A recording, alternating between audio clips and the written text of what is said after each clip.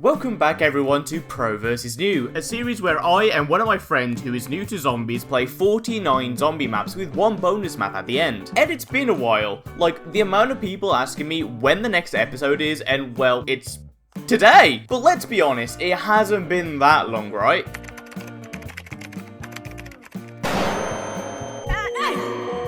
Well, we're back now, and for today's episode we are playing D-Machine. And we are back with a bang. Not only because it's the first episode in over 5 months, but you're going to be surprised with today's game. So how about we get right into it? But before that, I want to quickly announce for some people who might not know, the Pro actually has left us to focus on university. So from now on, I'll be taking up the role of the Pro. And with that, let's get back to our regular scheduled programming. So now, as the proclaimed Pro of the series, I of course started off with the dual pistols and go straight to the Rampage Inducer, just so I can flex my speed using my knife to kill every single zombie. Mainly because I have the Bowie knife upgrade, making the knife a one hit for a super long time. That is, until the start of round 6, where I finally start to make my way up and opening the starting doors, and also grab my first perk, a cheeky stamina up. Now, I would carry on, but before I do, let's go and check out on the new player, as it's just been so long, so I wonder how they are doing.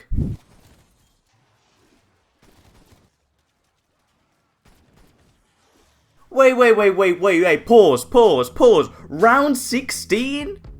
Oh no, I can already see the comments coming in. This is so fake, it was him all along. How can people believe this is a different person? And I can't even blame them. It seems like the new player has been busy these last few months. And look, I'm gonna be honest, I don't even know how he got to this point. So how about we rewind a little and see how the hell did the new player get to this point? Okay, so here we see our new player starting off with the shotgun, as you are allowed to pick any gun to start off with, and I guess he liked the look of it. And we can see he is progressing smoothly throughout the round, deciding to always aim when using the shotgun, which is the opposite problem that I have, where I just don't aim. And finally, after exploring a while around the map and looking at everything, taking in the beautiful fauna, he decides to open the first door on round 3, and was about to open the next one, but holds back just to continue killing the zombies. But not to fear everyone, he does decide to open up, making his way out to the crash site. And again, he decides to have another look around and explores the whole area, looking a little like a lost tourist. But not for long, as his eyes lock onto Jug. But sadly, he doesn't quite have enough points to get it straight away, so he decides to leave it for now and moves on. But hey, let's not get too far ahead of ourselves now, and let's check in on how the Pro, I mean me, damn this is confusing. Anyway, let's check on how I'm doing. So here we can see me on round 7, turning on the power and going through the anomaly to get the part for Pack-a-Punch. And I thought, you know what, while I'm here I might as well go and grab Deadshot, as in Cold War, Deadshot is one of the most broken perks in the whole game, doubling your damage basically. After grabbing it, I then go and grab the Pack-a-Punch part and go down the teleporter and build Pack-a-Punch.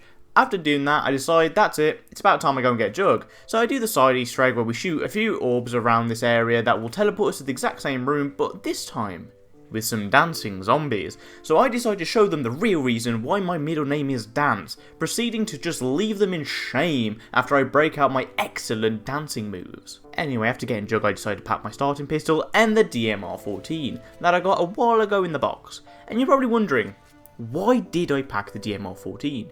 And it's quite simple. You see, the DMR-14 is basically the M14, but in Cold War.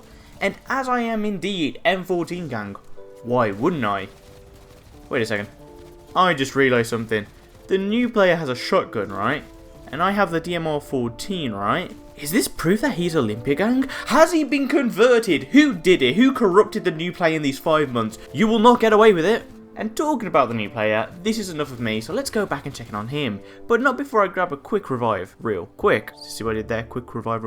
Anyway, so as we checked on what I did on round 7, let's have a little look at what the new player did on round 7. And as we can see, quite similar to what I did, he also opened up towards power and even turned on the power following the quest markers, which is incredible. And then finally gets to turning on both terminals to start to get Pack-a-Punch open. And he even goes into the Dark Ether to try and get Pack. And everything was going so swimmingly, but sadly this is where the new player didn't quite understand very well what he was supposed to do. So instead of going to the Dark Ether tunnel and collecting the Pack-a-Punch part, he just runs around the map. But that was until he spots the objective marker once again and decides to go to it. And after going down, he picks up the part, but this is where he sadly didn't have enough time to figure out what to do next, as he wasted too much time wandering around. So now he has to wait another round to place the part and to build Pack-a-Punch. So he just went through the rounds gaining more points and killing zombies, and it took him to round 10 to realise that he should really go back into the Dark Ether, so he goes back in and builds Pack-a-Punch. And when he comes out of the Dark Ether, he decides to Pack-a-Punch the gallows straight away. But as this is the first game where his Pack-a-Punch changed to an interface, he doesn't struggle to open it, but he does struggle to close it. But he figured it out by pressing the escape key. So now the new player not only has Jug, but even a Pack-a-Punch weapon, and honestly, for round 11, that ain't that bad. And with that, he is set up for success in the later rounds. Well, that would have been the case if it wasn't for one round later this happened.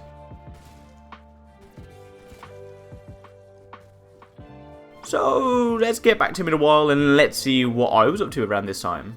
So there wasn't much interesting going on for me, as I was just running around enjoying my time, playing and gaining points to keep on papping my guns. And on round 18, that's when I get my second pap on the DMR-14, where I then decide to get 2 more perks, Speed Cola and Elemental Pop. And back to the grind I went. I was continuing to run around the spawn area as it's my favourite area to train, just gaining more and more points, trying to go for higher tier paps while also waiting for the Wonderfizz to spawn in the normal world. I did decide to buy Casimirs and a chopper gunner just in case. When you play so carefree, you sometimes get distracted and they are a great get out of jail free card. And finally on round 26 I get my 3rd tier pap on my starting pistols, and you're probably thinking, why did I ever decide to pap the pistols and not get like the wonder weapon or the ray gun?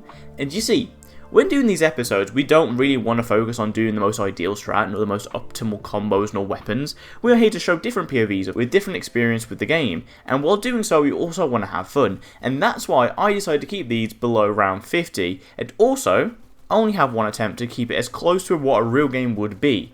And for this game, I just thought it would be super funny to pap the dual pistols. Even though, looking back now, I wish I didn't, because holy fuck do you get some mad carpal tunnel shooting these. While I was developing some insane carpal tunnel in my hands, let's see what the new player was up to.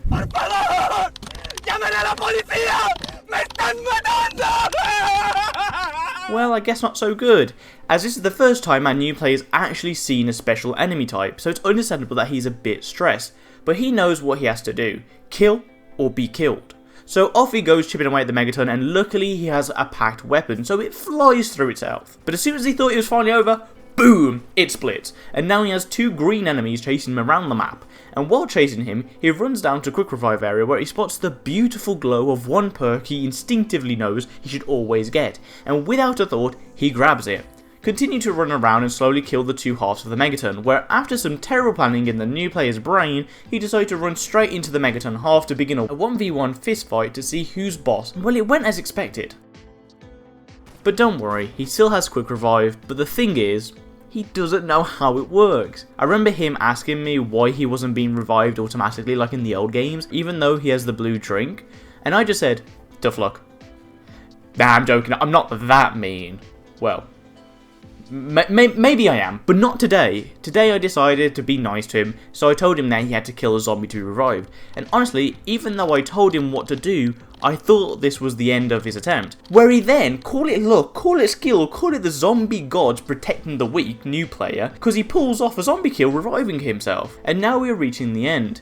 But before we do, let's check in on my final clip. So by round 30 I've got all my perks, and now all I'm missing is tier 3 on the DMR-14, papped and upgrade both guns rarities, but don't you worry, you don't have to wait that long to see me getting them, because I get tier 3 by round 33 and decide to keep running around the spawn until I get legendary rarity on the DMR-14, which I get quite late at round 46, and with that there is nothing else for me to do except to get to round 50, so that's what I do. I get to round 50 and then I forget that I actually have to get to round 51 to exfil, so technically I went back on what I said about only getting to round 50, but hey ho, and that's when I start the exfil, where I use the chopper gunner to get most of the kills, and now all I'm doing is waiting for the Megaton to come closer to kill me. And honestly, I didn't think he was going to come towards me, but he did slowly, and after killing him I got the helicopter with loads of time remaining, and that's where I end off my run, with a lovely round 50 1. So now all that's left is to see the new player's final clip. So let's hop on over. We now find our new player rebuying Quick Revive, knowing it's a good thing to have.